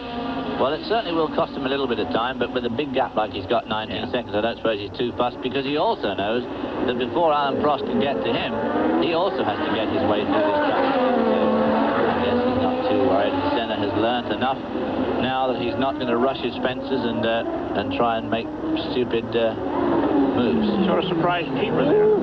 Martin Brundle locking up the old front. Surprised everybody. Now the old front, now the steering wheel will be shaking in his hands. He's flat spotted a couple of front tires. Although it was a pretty short lock-up, probably not flat spotted them too badly. Well, when they're going into this race, Senna shared the points lead with Alain Prost, but in about 4 or 5 more laps, he will have won the Belgian Grand Prix and taken the point lead, something he's not done so far this year. And that's coming in, of course, from 2 DNFs. The very first race in Rio, we saw him have trouble on the grid. His gear lever was loose, apparently, and he scored no points in Rio. And, of course, whilst leading the Monte Carlo Grand Prix, which was not shown on ESPN, he was unfortunate enough to strike the barrier, a severe blow, removing himself from the race. But he came back to win at Imola right after Rio, so he's been on top all season long. It's a great talent in Ayrton Senna. He's a man with a mission, he really is. And this man, Alain Prost, has been the most perfect racing driver that we've seen in Formula One World Championship racing over the last 4 or 5 years, and has won himself 2 championships, won more races than anybody else. And I think it's going to take even Ayrton Senna a long time to reach Alain Prost's total of 32 Grand Prix wins. Yeah, but Senna's pole here was his 9th of the year, tied a record. We'll be talking more about Ayrton Senna's records when we come back after these commercials. Sunday, September 11th at 1:30 p.m., 10:30 a.m. Pacific time. It will be round 12 of the World Driving Championship from the historic track in Monza, Italy. Okay, 22 seconds now. That's like gave a second back to Prost while he was in traffic there, David. Yeah, but only a second, which really is infinitesimal when you got nearly a 20-second lead. Thierry Boutsen coming up to lap Stefan Johansson and Jonathan Palmer. Johansson in the blue these days, Palmer in the black. Ran out of forward motion there for a moment. I think he ran out of gears for a minute there, yeah. So Thierry puts a lap on Johansson. Johansson having a very, very tough year because he has driven the cream of the cars. He was Alain Prost's teammate here last year in one of these McLarens, He was a Ferrari driver for the years before that, and now he's been reduced to driving the Ligier, which at one time was a super successful car, but this year has been absolutely horrible and has failed to qualify for quite a few of these races, which for a driver of Stephan's ability is probably pretty hard to swallow. Getting closer and closer to the finish of the 1988 Belgian Grand Prix at the Spa-Francorchamps circuit, and there's our new Ligier off to the right of your picture there. We look down I think that's Stephan. I think that's Stephan. He's pulled off at Eau Rouge. Yeah. Mumbling in Swedish to himself. He's saying something in... Looking back at the car in fond way, probably. Swedish, I guess. Yeah. And here's Senna in front of... See, only just in front of Cheever, who we saw lap... we saw him lap him a lap ago. Yeah. So as you can see, I mean... He's really taking it easy. He doesn't want to run into any trouble with his tyres. The tyre situation has probably eased in the last lap because suddenly, although the sun's shining on the cars here, the cloud has built up quite a lot, so the temperature's probably dropped on the track surface quite a few degrees in the last couple of laps. Think of these McLarens, David. 11 for 11. Pretty discouraging for the rest of the group. You know, in the history of motorsport, no one-make car has won every race all year long, and it looks like this is going to keep going throughout the rest of the season. Well, I have some news for you. I was speaking to... Oh, there's Jonathan Palmer in the Tyrrell. The Courtaulds Tyrrell pulled off. Has he pulled off, or has he just slid off and is coming back again now? It's hard to tell. It doesn't seem like he has any motation. No, it doesn't look like it. I can't tell exactly where he is. No, he's not going to go in there.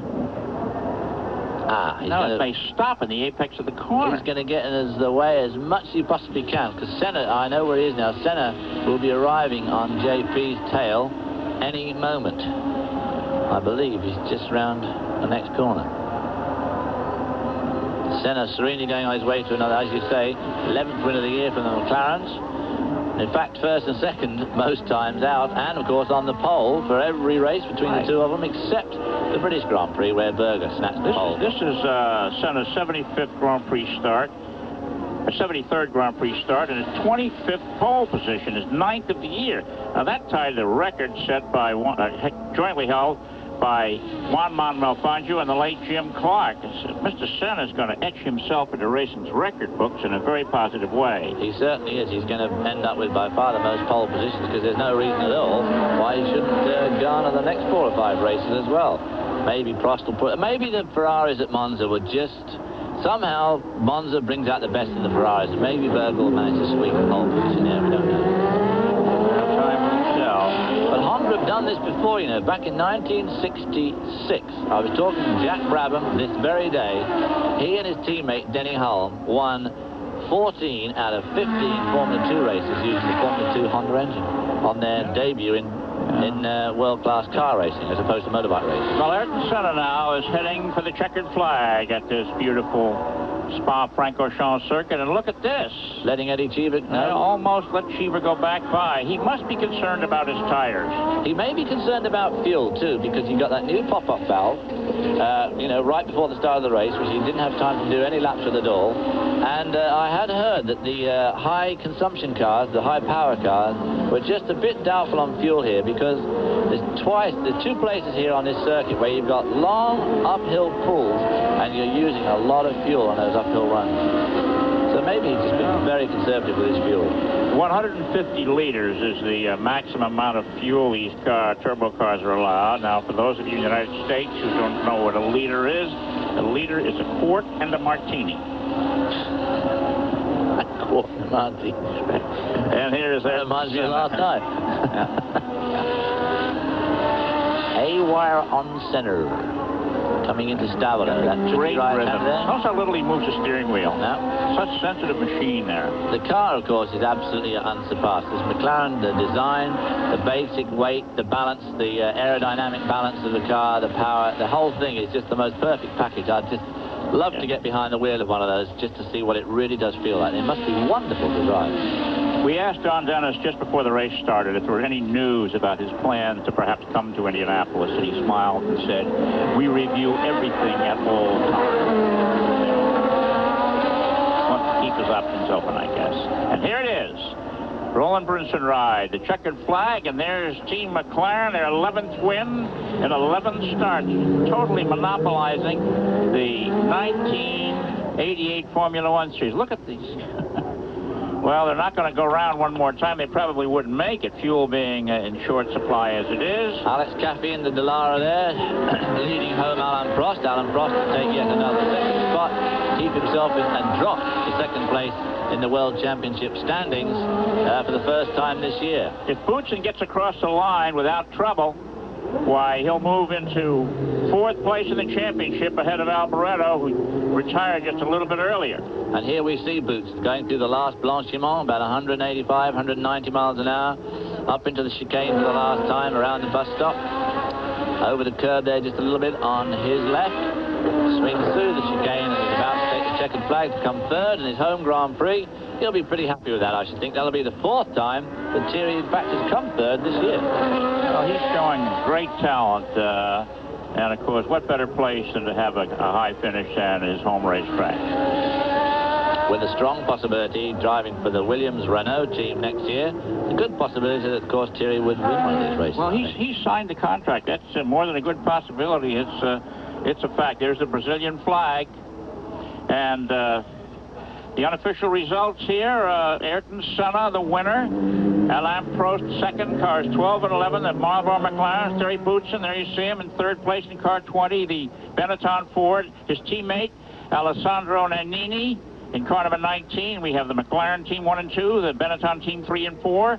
And in 5th position was Ivan Capelli and the Leighton House March. And in 6th place is Nelson Piquet and the Camel Lotus Honda. There are your standings. The winning time, 1 minute, 28 seconds, 149 thousandths. We'll be back for more. As Ayrton Senna of Brazil savors his 7th victory of the year, David Hobbs and John Bizignano have to share the honors in the pick 6 with 15 points apiece, picking Senna and Prost to finish 1st and 2nd. No other points there. Your host here has a big goose egg when Gerhard Berger went out and Prost did not win and Senna did not finish. And congratulations, David and John. You can argue over the first prize a little bit later on. And so round 11 of the 1988 Formula One season is over with. And the unofficial point standings show Ayrton Senna stepping up there on the podium with 75 points. Alain Prost, his teammate to his right there, is 2nd with 72, and Austrian Gerhard Berger is 3rd. There's Senna in the middle, Prost on the left, and Boutsen on the right. Jean-Marie Balestre, the president of the Fédération Internationale du Sport Auto, on the right, as well as the FIA, as the national anthem. The Hino Nacional of Brazil is played in honor of Ayrton Senna's victory here today. Thierry Boutsen is 4th in the point standings with 20 points. Michele Alboreto 5th with 16. Nelson Piquet 6th with 16, tied for 5th actually. Derek Warwick is next, tied with Nannini with 9 each. And then it's Nigel Mansell, who's not here today, 6. Jonathan Palmer with 5, and Mauricio Gugelmin also with 5. All right, as the crowd now savors Boutsen's fine finishing position, we'll be back for more of the Belgian Grand Prix after these messages. The Brazilian, with his 7th victory on the Grand Prix circuit this year, assumes the point lead with 75 over his arch-rival and teammate Alain Prost, who has 72. Gerhard Berger 3rd with 28 points. Thierry Boutsen 4th with 20. Michele Alboreto 5th with 16, tied with Nelson Piquet at the same number. And then it's Derek Warwick and Alessandro Nannini tied at 9 points each. Nigel Mansell with 6, and then Jonathan Palmer and Mauricio Gugelmin tied at 5 each. The Constructors' Championship. McLaren won that in 1984 and set a record 143.5 points. Today, McLaren leads the Constructors' Championship with a record 147 points with 5 races to go. Ferrari is 2nd with 44. Benetton 3rd with 29. Lotus next with 17. And March with 11. And Arrows with 10. Well, it's been quite a race. I think that Ayrton Senna showed us something there when he overhauled Alain Prost. I was quite impressed by that. David Hobbs, your comments. Well, people talk about these races being boring, but I'm finding them becoming more and more fascinating as Ayrton Senna sets record after record, and by the time this season's over, that man is going to have so many records. That in itself is becoming fascinating watching to see just what he's going to do to the opposition this week. And Alain Prost is going to follow him right into the record books as well. And the McLaren team is going to go down as probably the greatest ever. This is probably going to be the greatest single season that any team has ever had, and I find that just absolutely fascinating. And John Visignano, let's hear from you, please. Well, thank you very much, Chris. The point I would like to make is that there were 3 normally aspirated teams that scored points here in Spa today. Now, before, the normally aspirated boys only had an advantage at the tight, twisty circuits. And, of course, Spa is considered one of the ultra-fast circuits in Formula One racing. That means that they will be able to score points at any circuit left in this championship. Yes, McLaren may have 1 and 2, but after that, I count some 7 teams that are capable of scoring points. Back to you, Chris. All right, thank you, John. Well, the question in my mind here, Ayrton Senna ties Jim Clark's record of 7 wins in a season, is what car, what driver, what team is going to beat Team McLaren when it is finally beaten? Obviously, we're going to have to wait to next year before we see that happen when the normally aspirated formula comes back into play. And so it'll be on to Italy now, Sunday, September 11th from sunny Italy. And this is Chris Economaki saying so long from Spa for David Hobbs and John Visignano.